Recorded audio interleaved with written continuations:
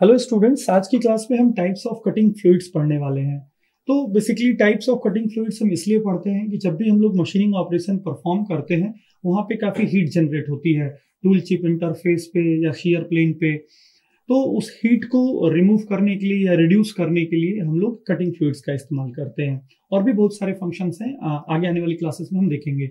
लेकिन इस क्लास में हम लोग कौन कौन से प्रकार के हमारे कटिंग फ्लूइड्स होते हैं उनको देखते हैं।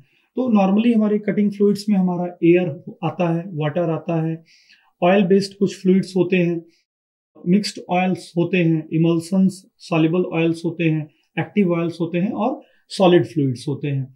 तो अगर मैं एयर की बात करूं तो एयर बहुत पहले हम लोग हाई जेट एयर इस्तेमाल करते थे काफी पहले, लेकिन एयर से बहुत ज़्यादा बेनिफिट नहीं हम लोगों को प्राप्त हो पाता था। इसलिए धीरे धीरे जैसे जैसे प्रोग्रेस हुआ, हमारे एडवांसमेंट्स हुए, उसके वैसे हम लोगों ने लिक्विड कार्बन डाइऑक्साइड इस्तेमाल करना स्टार्ट कर दिया।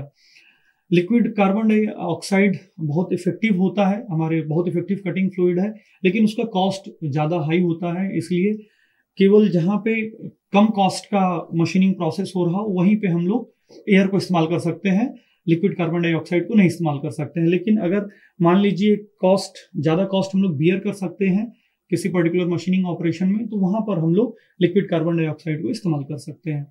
उसके बाद हम लोग वाटर को एज ए कटिंग फ्लूइड इस्तेमाल करते हैं। वाटर के साथ हम लोग सोडियम हाइड्रोक्साइड को भी मिलाते हैं। बहुत पहले हम लोग वाटर और सोडियम हाइड्रोक्साइड को मिला करके हम लोग एज अ कटिंग फ्लूइड हम लोग इस्तेमाल करते थे, क्योंकि इसकी कूलिंग इफेक्ट जो होती है वो बहुत ही अच्छी होती है। और ये लेकिन हाँ, इसमें एक दिक्कत होता है कि ये कोरोजन क्रिएट करता है। तो कोरोजन क्रिएट करने के कारण हम लोग वाटर को कम यूज करते हैं सोडियम हाइड्रोक्साइड के साथ। अगर मैं बात करूं इसके बाद ऑयल बेस्ड फ्लूइड्स की, तो हम लोग मिनरल ऑयल्स यूज करते हैं। मिनरल ऑयल्स में पेट्रोलियम ऑयल, केरोसिन ऑयल और लो विस्कोसिटी वाले पेट्रोलियम प्रोडक्ट्स को हम लोग इस्तेमाल करते हैं। ऑयल्स की जो पेनिट्रेटिंग कैपेसिटी होती है वो बहुत अच्छी होती है, इस वजह से हम लोग इसे इस्तेमाल करते हैं। नॉर्मली इसे हम लोग लाइट ड्यूटी ऑपरेशंस में इस्तेमाल करते हैं।